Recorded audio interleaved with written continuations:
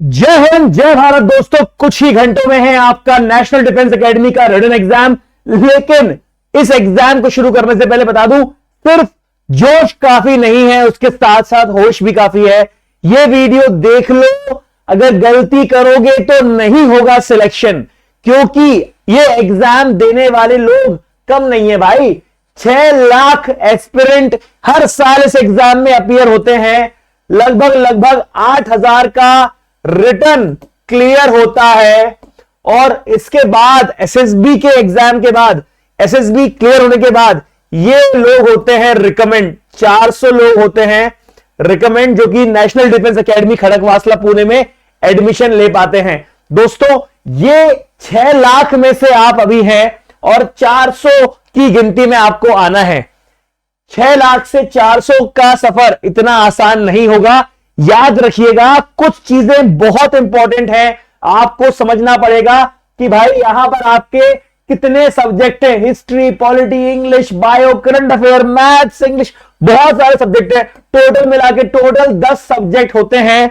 भारी भरकम इसका सिलेबस है। आपने पूरी मेहनत करी है, अच्छा किया है, बहुत बढ़िया किया है, लेकिन वो मेहनत ऑब्वियस सी बात है, ये आईआईटी नहीं है, ये नीट नहीं है, ये सीयूईटी नहीं है, इसके अपने अपने फायदे हैं। 10 सब्जेक्ट हैं, लेकिन इसमें बहुत डिटेलिंग नहीं है, सबसे खास बात। अब इसमें से एक भी सब्जेक्ट अगर आपने छोड़ा तो सिलेक्शन जो है वो रिजेक्शन में तब्दील हो जाएगा। इसलिए एनडीए की ट्रिक यही है कि आपको अभी तक की तैयारी में एक भी सिलेबस छोड़ना नहीं था, पूरे का पूरा सब्जेक्ट करना था। भले ही बहुत डेप्थ में नहीं जाते, पर उसका ओवरव्यू तो आपको लेना ही था। अगर आप देखें तो 300 नंबर का पेपर रहेगा मैथ्स का, और बाकी रहेगा आपका जीएटी का। 900 में से कितना स्कोर लगता है आपको कि इसमें आपका सिलेक्शन हो जाएगा? भैया 400 में आप 400 में जीत जाओगे। 400 में अपना बेड़ा पार हो जाएगा, 400 में अपनी वैतरणी पार हो जाएगी, अपना सिलेक्शन हो जाएगा, हम रिकमेंड हो जाएंगे।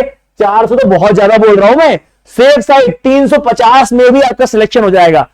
और इसमें से भी आपको सिर्फ और सिर्फ 25% लाने होते हैं सेक्शनल कट ऑफ निकालने के लिए। लेकिन तब भी मैं बोल रहा हूं कि मैथ्स में सिर्फ और सिर्फ 40% ले आना, यहां से भी सिर्फ और सिर्फ 40% ले आना, दैट्स इट, काम हो जाएगा हम लोगों का। क्योंकि मैं इसलिए बोलना चाहता हूं ये चीज कि भाई यहां पे डगर जो है आसान नहीं है। सिलेबस आपको पता है आसान है, कोई बहुत डिटेलिंग नहीं है, लेकिन लोग यहां करते हैं नेगेटिव मार्किंग। अगर आप यहां पे नेगेटिव मार्किंग कर दोगे तो नेगेटिव मार्किंग मतलब negative marking is equal to rejection. Negative marking मतलब रिजेक्शन। जब तक आप लोगों को 95% श्योर शॉट ना हो ABCD में से ऑप्शन टिक करने के, तब तक आप ऑप्शन टिक मत करना। आप 40% सवाल में रिकमेंड हो रहे हो तो रिस्क लेने की जरूरत ही नहीं है। हमें क्या दिखता है कि सामने अगर 100 सवाल है तो हमको सब में 70% सवाल में टिक मारने, ऐसा नहीं होता। आप तो आराम से काम डाउन होके, होश बिना खोए, कैरिड अवे ना हुए आप लोग को अटेम्प्ट करना है पेपर। नेगेटिव मार्किंग मारोगे तो अगली बार दोबारा से मेरे साथ तैयारी करना, कोई मतलब नहीं रहेगा। आप भी कहानी सुनाना अपनी हार की, मैं भी आपकी हार की कहानी पे हंसता रहूंगा, दुनिया भी हंसती रहेगी। आपकी मेहनत को कन्वर्ट कर रहा है इसी एग्जाम में, तो 3 तारीख को भूलना मत, है ना।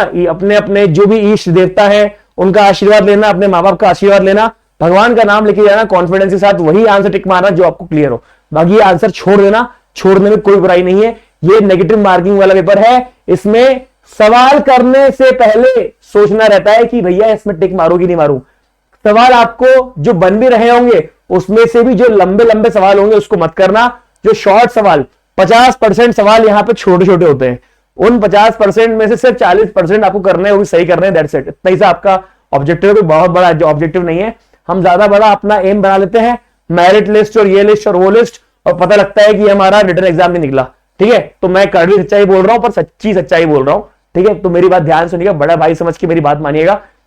थोड़ा बुरा बोला है मैंने, बुरा मत मानिएगा इस चीज को, लेकिन कल के एग्जाम में रिकमेंड होना है, ये तुम्हारे लिए भी इंपॉर्टेंट है और मेरे लिए भी। जय हिंद जय भारत।